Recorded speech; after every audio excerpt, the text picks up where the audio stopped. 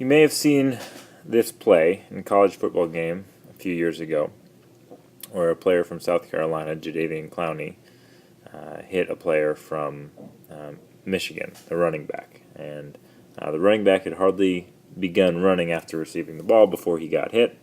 It made highlight shows all over the place. And we're going to use this as an example to investigate more the idea of momentum and extend the impulse momentum theorem to a conservation of momentum idea. Let's use our old way of thinking about collisions or interactions, namely through the impulse momentum theorem. So let's take the system of the running back Vincent Smith. So his momentum initially starts out going to the left. So if his initial momentum is to the left, and then this interaction occurs, and he actually gets blown backwards a little bit, not quite as fast as he went into the hit, right? But he gets blown backwards a little bit. His change in momentum is to the right.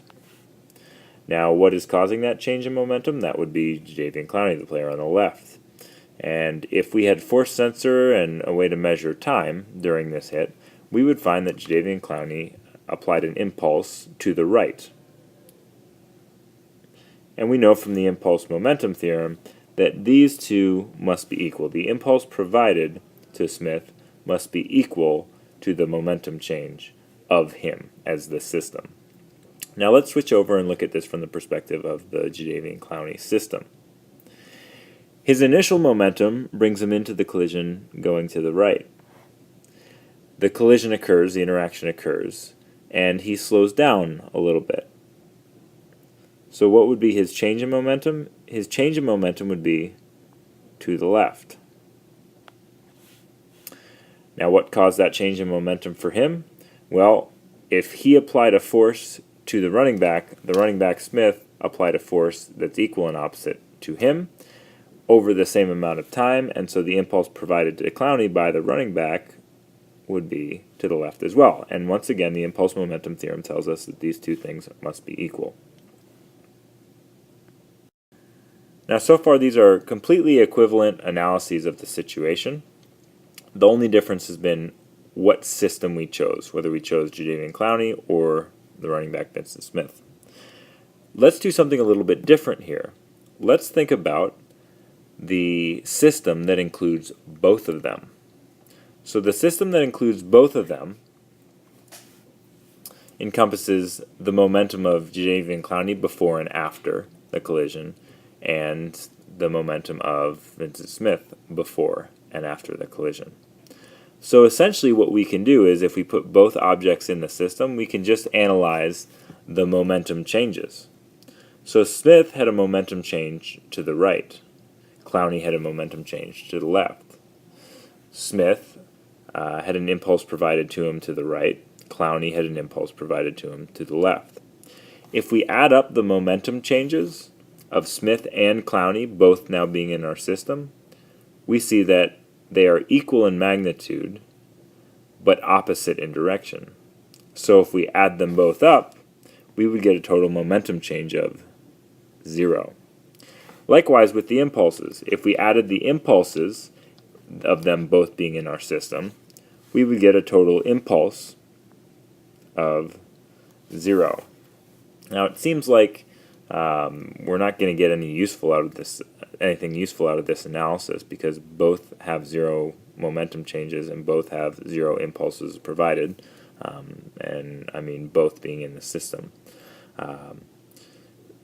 But in fact, we can actually use this to our advantage to solve some problems. I'll work out a problem on the next screen, but it's important to note now that if all the objects are in my system and there's no net force on the entire system, it's not surprising that the momentum change of the system should be 0. So let's take a simple collision of 2 billiard balls. We have a 1 kilogram ball, and I'm going to make them unequal masses just to make things a little bit more interesting. We have a 1 kilogram ball coming in at 3 meters per second, and we have a 2 kilogram ball trying to move away from it, but at only 1 meter per second. A collision occurs, and we find that the red ball moves back at 2 meters per second. And so we're asked, what is the final velocity of the blue ball? Well, I could approach this from a single billiard ball system, but I'm going to approach it from the perspective of putting both of those in my system. We know that if I put both objects in the system, then when this collision occurs, the force that is exchanged and the impulse that is exchanged is within the system. It's an internal force. So there is no net external force, therefore no impulse on my system. So the impulse is 0. The change in momentum equals that impulse, right? So if we set the net external force to 0 by choosing our system appropriately, we know then that the final momentum in the system must equal the initial momentum in the system. And this is what is called the conservation of momentum. Well, how do we use it? Well, we simply track the momentum before and after the collision. So before the collision, on the right-hand side here, we have a 1 kilogram mass moving at positive 3 meters per second. But we also have a 2 kilogram mass moving at positive 1 meter per second. So how much momentum do we have before the collision? We have 4 plus 2, or 6 units of momentum before the collision. How much do we have after? Well, by definition, we're going to have 6, but now it's just distributed differently.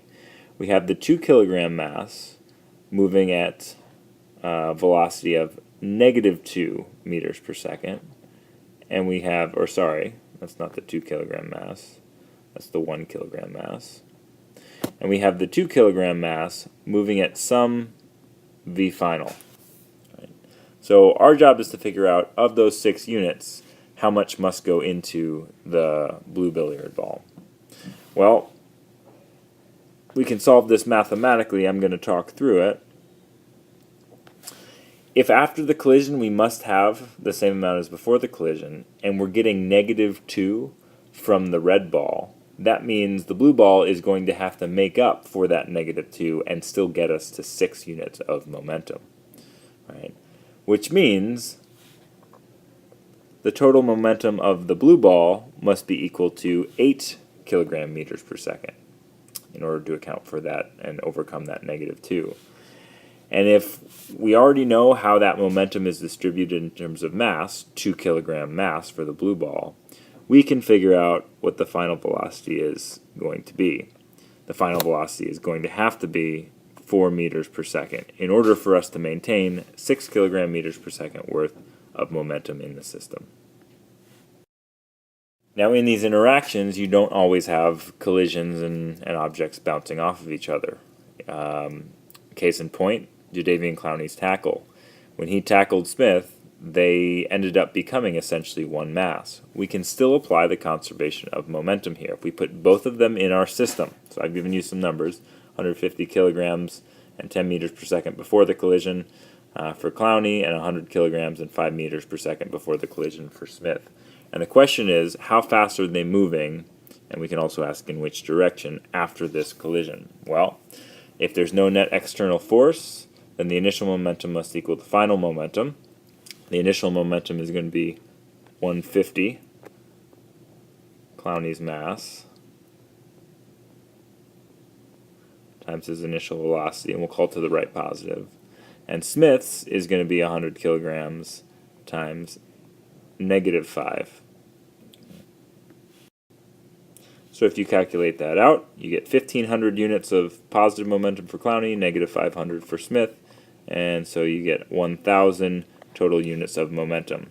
That must be the same amount of momentum after the collision as well, but that momentum is going to be distributed differently. What is the mass of the system afterwards, or the objects in the system?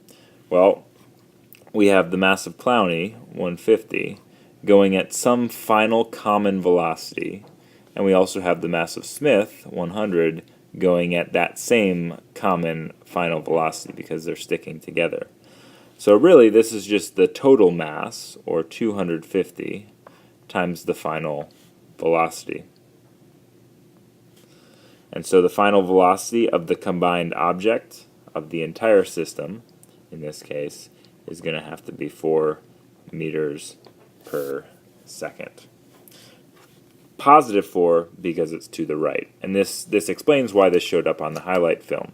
Right? You had one guy coming in going one way, you had another guy coming in going another way, and they both ended up going the way of the first guy, of Clowney. And so it looked like one person completely overpowered the other person.